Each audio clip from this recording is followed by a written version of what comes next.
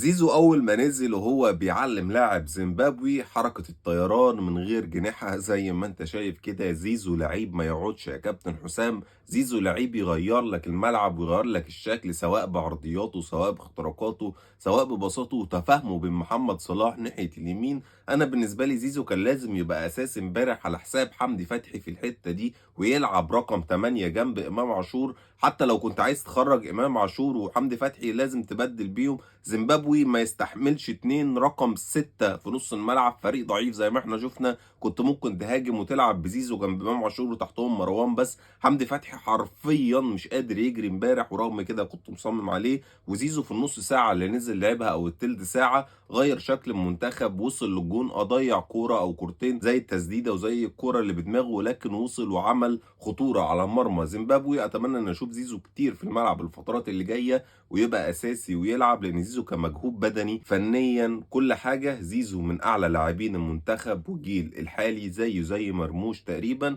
زيزو امبارح وهو بيطير مدافع زيمبابوي من غير جناحات.